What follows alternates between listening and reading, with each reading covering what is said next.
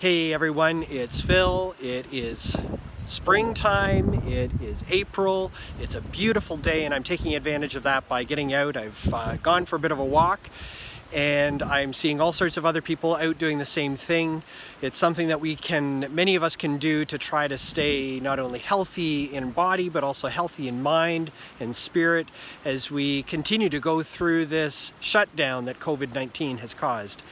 I know that that's not the reality for all of you. Some of you aren't able to get out, and this is a really challenging time. The fact is we're all finding it challenging one way or another. It can start to feel like our world is kind of closing in on us. It can feel like we don't have a lot of purpose. And as a follower of Jesus Christ, it's especially hard, I think, because we really want to be a part of the solution to things that are going on, things that are going wrong in the world around us. And it's hard to be told to stay put. I think that's true for all of us. We want to be a part of a solution and to believe that we are in something bigger. And there's a couple of verses actually that I found today that were an encouragement to me. Philippians chapter 3 verses 10 and 11, where the Apostle Paul says, I want to know Christ and experience the mighty power that raised him from the dead. I want to suffer with him, sharing in his death, so that one way or another I will experience the resurrection from the dead. And that first statement, I want to know Christ, that's my heart's cry. I want to know him more every day. I want to experience him as I read his word, as I talk to him in prayer, as I worship him, but also as I serve him by serving others. And again, that's the challenging part these days. But Paul also goes on and he talks about the suffering.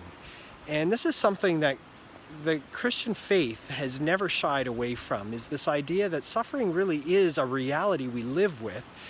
And even our God faced suffering. He didn't shy away from it. And by facing it, going through it, he actually bought us our freedom. He gave us what we need to be able to live life with him now and forever.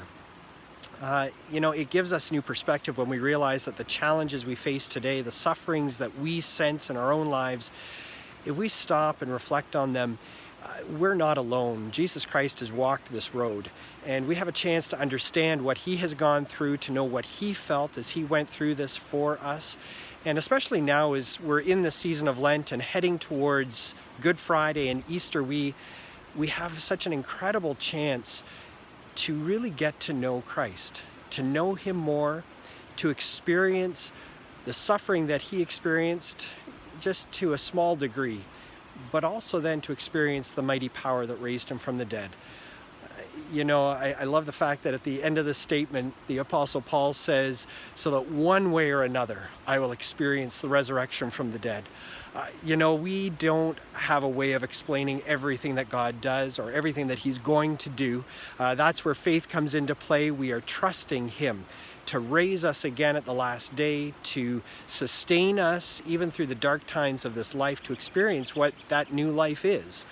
We don't have to understand it for it to be true. And one way or another, we will experience this when we are trusting in Jesus. So I want to urge you, just in some practical ways, to feed that desire to know Christ more. Spend time reading through the Gospels. This is a great time to be reading through them and seeing again those words that describe what he did for us. Spend time as well in prayer. We believe that God listens to our prayers, that he answers them, that it's his desire to work all things together for good. And he loves to hear his people cry out to him. As we spend time in prayer, we are participating in an incredible act. Far from doing nothing, we are participating in the most important thing, because we are spending time in relationship with God, but we're also leaning on him for what we can't do.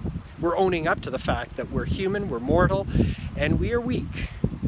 So we're asking him to do for us what we can't do.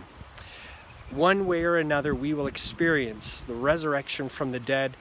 And I want us to have a chance to know how we're experiencing more of Christ, more of that resurrection, honestly, even more of understanding his sufferings. And I'd encourage you, after watching this video, to spend some time pondering that, and then, share it in the comments section below the video.